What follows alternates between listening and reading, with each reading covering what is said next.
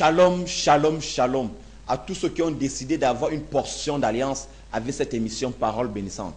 Le Seigneur m'envoie une fois de plus apporter un message qui apportera une bénédiction dans ta propre vie. Je voudrais t'inviter à prendre ta Bible dans le livre de Matthieu chapitre 12. À partir du verset 34, nous allons descendre avec la lecture jusqu'au verset 37.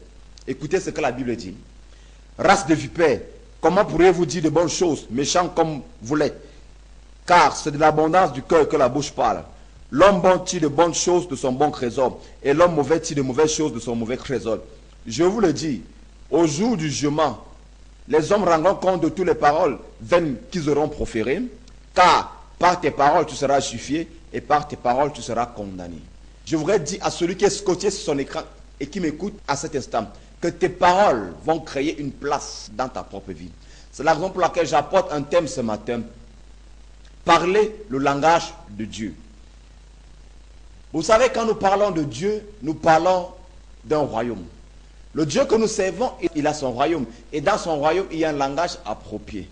Aujourd'hui, nous voyons des personnes qui sont dans l'église, qui sont dans la maison de Dieu, qui se disent enfants de Dieu, mais qui n'ont pas le langage chrétien, qui n'ont pas le langage de la parole de Dieu, qui n'ont pas le langage qui glorifie le Seigneur. Des gens sont à l'église, mais ils ont le langage du monde des ténèbres. Ils ont le langage de leurs difficultés. Ils ont le langage des problèmes qu'ils ont connus ou bien qu'ils traversent tous les jours. Nous devons apprendre, en tant qu'enfants de Dieu, à avoir le langage de Dieu. Laisse-moi te dire une chose. Quand tu comprendras la valeur et le mystère qui est caché derrière le langage de Dieu, tu pourras entrer en compte avec la puissance qui est cachée derrière la parole de Dieu. Le langage de Dieu, c'est la parole de Dieu. Un enfant de Dieu qui vit hors de la parole de Dieu est un chrétien qui s'appauvrit. Un enfant de Dieu qui vit à l'absence des saintes écritures est un chrétien qui sera tous les jours de sa vie manipulé. Écoutez-moi, la Bible dit, la parole de Dieu nous a donné un pouvoir. Et ce pouvoir est le suivant, c'est de devenir enfant de Dieu. La parole de Dieu est capable de te redonner la valeur que le monde t'a arrachée. Donne-moi un amen serré là où tu es. Nous venons de lire un texte qui nous confirme que l'homme tire des bonnes choses de son bon trésor. Et la Bible dit, c'est de l'abondance du cœur que la bouche parle.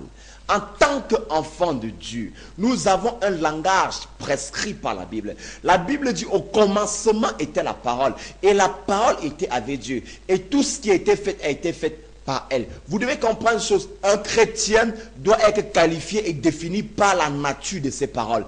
Un chrétien qui n'a pas la connaissance de la parole de Dieu est un chrétien qui sera constamment sous le joug de l'ennemi, sous le joug du sorcier, sous le joug des démons. Aujourd'hui, j'ai mal de voir des enfants de Dieu à l'église, mais qui conservent le langage du monde ténébreux.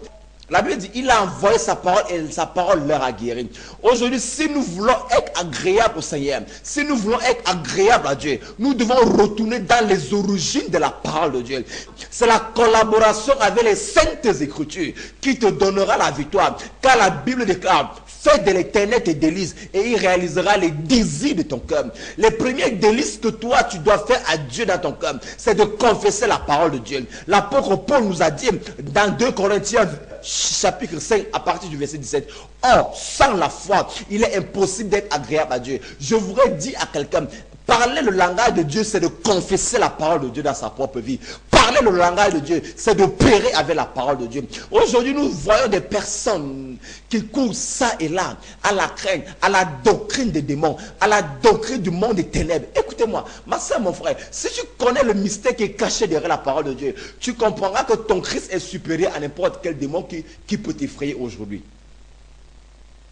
Amen. Christ nous a rachetés de la condamnation. Quand nous étions païens, quand nous étions des pécheurs, nous parlons le langage du monde des ténèbres. Quand nous étions des incirconcis, nous parlons un langage qui ne glorifiait pas Dieu. Mais la Bible nous dit dans le livre de Jean, amen, en elle était la vie. Dans la parole de Dieu, il y a la vie. Dans la parole de Dieu, il y a la lumière. Dans la parole de Dieu a la capacité d'illuminer l'âme de celui qui la médite jour et nuit. La Bible nous dit dans le livre de Josué chapitre 1 verset 8 que ce livre de la loi ne s'éloigne point de ta bouche. Médite-la jour et nuit pour agir fidèlement selon tout ce qui est écrit. C'est alors que tu réussiras. C'est alors que tu auras le succès dans toutes tes entreprises. Je voudrais dire aux enfants de Dieu à cet instant que personne ne peut être agréable à Dieu s'il n'a pas la connaissance de la parole de Dieu. Et la Bible nous dit dans le livre d'Osée chapitre 4 verset 6, mon peuple est détruit par faute de connaissance. Le diable passe par le manque de connaissance de la parole de Dieu pour nous manipuler. Le diable passe par le manque de la parole de Dieu pour pouvoir avoir accès à nos vies. Quand vous devenez enfant de Dieu, vous devez apprendre à parler le langage de Dieu. Et il y a un langage approprié aux enfants de Dieu. Les enfants de Dieu ne sont pas permis d'avoir n'importe quel langage.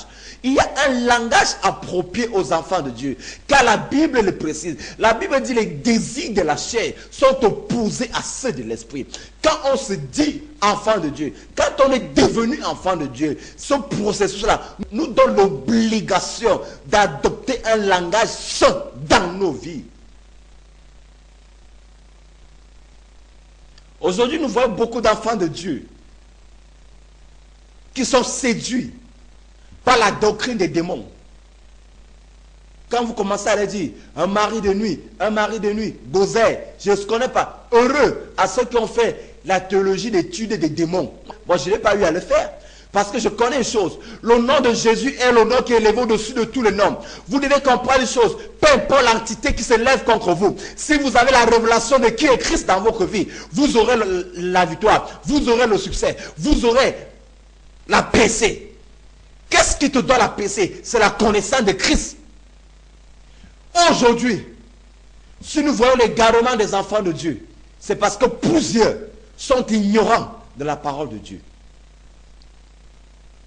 Je vais t'encourager, toi qui es scotché à Eliphal, toi qui as pris la résolution d'accepter que ces enseignements apportent une transformation dans ton âme. Si tu restes fidèle à la parole de Dieu, tu auras la liberté. Si tu restes fidèle à la parole de Dieu, tu auras la percée. Si tu restes fidèle à la parole de Dieu, peu importe le nom de l'entité ou du démon qui se lèvera contre toi, tu auras l'assurance que Christ les a vaincus sur la croix de Golgotha.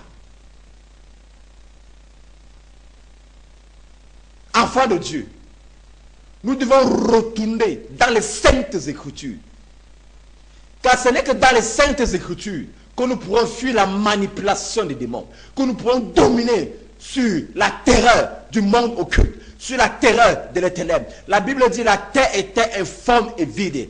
Il y avait les ténèbres sur la surface de la terre. Mais quand la parole a été libérée de la bouche de Dieu, la lumière a jailli. Il y a eu la séparation entre les ténèbres et la lumière. Quand la parole de Dieu est libérée dans la vie d'un enfant de Dieu, quand la parole de Dieu est confessée dans la marche chrétienne d'un enfant de Dieu, laisse-moi te dire, tes prières seront victorieuses. Ta vie chrétienne sera victorieuse. Tu auras l'épanouissement de méditer la parole de Dieu. Tu auras la joie d'opérer avec les saintes écritures. Quel langage tu parles en tant qu'enfant de Dieu? Quelles sont les confessions qui sortent de ta bouche? Plus les jours passent, plus les gens sont séduits par la doctrine des démons. Aujourd'hui, nous voyons les gens à l'église. Ils n'ont même plus la crainte du Seigneur, mais ils ont la crainte des démons. Ils ont peur des maris de nuit. Ils ont peur des malédictions. Ils ont peur des couches de nuit. Ils ont peur de ces puissances occultes. Ils oublient qu'il est écrit dans le livre de Luc chapitre 10 verset 19, tout pouvoir. Quelle est cette promesse? Mais